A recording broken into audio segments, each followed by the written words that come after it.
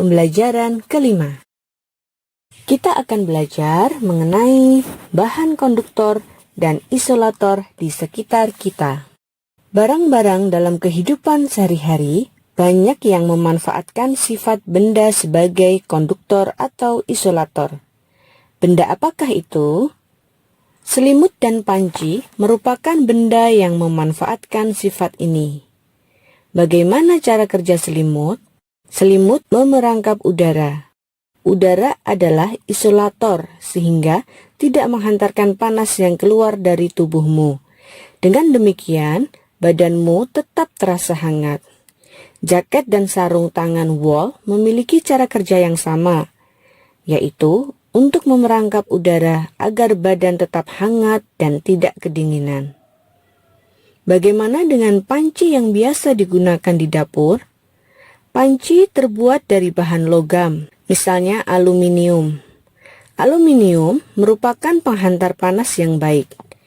Panci akan menghantarkan panas ke makanan yang dimasak. Ada bagian pada panci yang justru berfungsi sebagai isolator. Pegangan panci terbuat dari plastik. Plastik merupakan isolator, sehingga kamu tidak akan kepanasan ketika memegangnya. Oven atau pemanggang juga menggunakan prinsip perpindahan panas secara konduksi. Dengan menggunakan bahan konduktor seperti aluminium, diharapkan panas dari sumber panas seperti kompor tidak keluar, sehingga panas tersebut dapat mematangkan kue atau masakan yang dipanggang. Pemanggang biasanya berbentuk kotak dan tertutup. Bentuk yang tertutup ini ingin memaksimalkan panas untuk mematangkan makanan secara merata. Mesin mobil dan motor terbuat dari bahan yang dapat menghantarkan panas. Mesin memerlukan panas untuk memperoleh kinerja mesin yang ideal. Mesin juga memerlukan energi listrik, sehingga perlu bahan konduktor sebagai penghantar listrik. Kamu tentu memiliki setrika di rumah. Dahulu, ketika listrik belum banyak digunakan, masyarakat menggunakan bara arang sebagai sumber panas. Arang hitam dibakar terlebih dahulu, setelah menjadi bara, baru kemudian dimasukkan ke dalam setrika. Setrika ditutup dengan pegangan yang terbuat dari kayu.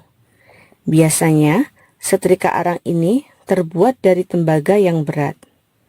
Berbeda dengan setrika listrik yang digunakan saat ini. Sumber panas berasal dari aliran listrik yang memanaskan kumparan di bagian bawah setrika. Agar panasnya sampai dari kabel listrik ke pakaian, maka pada alas atau bagian bawah setrika dibuat dari bahan logam. Sedangkan bagian pegangan setrika terbuat dari plastik yang bersifat isolator. Nah, adik-adik, kita juga akan belajar mengenai gambar cerita. Gambar cerita adalah gambar yang menunjukkan kegiatan orang-orang atau binatang-binatang dalam suatu peristiwa. Gambar cerita dapat ditemui pada buku-buku cerita, terutama untuk anak-anak untuk menceritakan sebuah peristiwa, baik peristiwa yang benar-benar terjadi atau cerita imajinasi. Bagaimana gambar cerita dibuat? Menggambar cerita dapat dilakukan dengan teknik kering dan teknik basah. Alat dan bahan untuk menggambar cerita dengan teknik kering menggunakan beberapa alat, misalnya pensil, kapur, krayon, atau bahan lain yang tidak memerlukan air. Pada teknik basah, media yang diperlukan berupa cat air, tinta bak, atau tinta Cina, cat poster yang menggunakan air sebagai pengencer. Teknik kering. Menggambar cerita dengan teknik kering tidak perlu menggunakan pengencer seperti air. Cerita dibuat langsung pada kertas gambar. Mula-mula dibuat sketsa atau rancangan gambar yang menggambarkan sebuah cerita. Setelah itu, diberikan garis atau warna sesuai dengan media kering yang digunakan. Beberapa contoh media kering yang biasa digunakan antara lain Pensil. Pensil yang digunakan dalam menggambar cerita biasanya adalah pensil ukuran 2B sampai 6B. Kemudian krayon. Krayon memiliki beragam variasi warna. Krayon merupakan campuran antara lilin dan bahan pewarna yang aman untuk anak-anak. Krayon digunakan untuk menggambar cerita yang memerlukan variasi warna. Kemudian pulpen atau spidol. Pulpen atau spidol juga digunakan untuk menggambar cerita dengan karakter yang tegas pada garis-garis. Teknik basah. Media yang digunakan untuk teknik basah antara lain cat air, tinta, atau media lain yang memerlukan air sebagai pengencer. Cerita dibuat dengan cara membuat sketsa pada bidang gambar 2 dimensi berupa kertas. Setelah itu, baru diberi warna sesuai dengan media basah yang sudah ditentukan. Teknik basah memerlukan beberapa alat dan bahan seperti cat air, cat poster, tinta bak, atau tinta Cina, berbagai jenis kuas, dan palet cat air.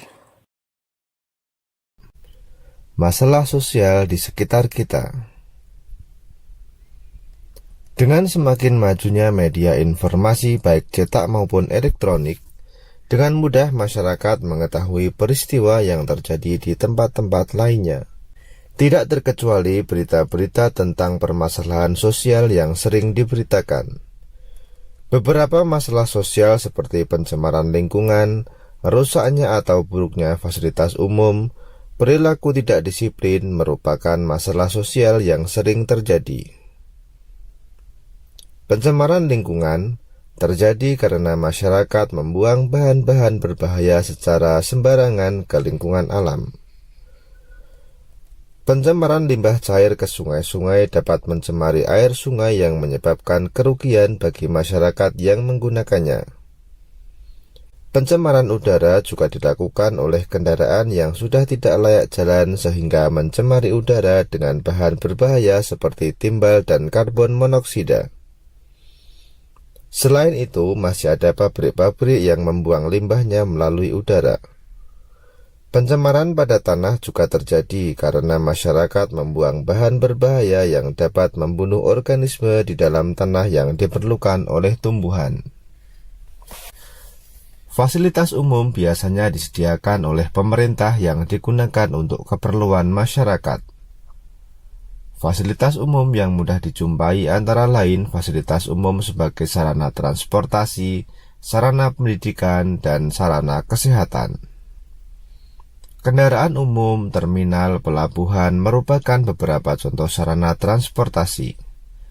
Gedung sekolah, museum, gedung olahraga merupakan contoh sarana pendidikan. Sedangkan rumah sakit, apotek, puskesmas merupakan contoh sarana kesehatan. Seringkali masyarakat kurang memelihara fasilitas-fasilitas umum tersebut sehingga tidak terawat dan rusak. Ketika fasilitas umum itu rusak, maka hak orang lain untuk menggunakannya akan terhambat. Dengan memelihara dan melaporkan kerusakan, masyarakat dapat menjaganya agar dapat digunakan. Dalam kehidupan sehari-hari, kita menjumpai banyak sekali perilaku tidak disiplin. Misalnya di jalan raya, kecelakaan lalu lintas dan kemacetan merupakan salah satu akibat dari perilaku tidak disiplin. Contoh perilaku tidak disiplin antara lain menjalankan kendaraan dengan melawan arus, mengendarai sepeda motor di tempat yang tidak semestinya, misalnya di trotoar atau jembatan penyeberangan, memarkir kendaraan di sembarang tempat, berhenti untuk menurunkan dan menaikkan penumpang di sembarang tempat, serta menyeberang jalan secara sembarangan tidak menggunakan jembatan penyeberangan.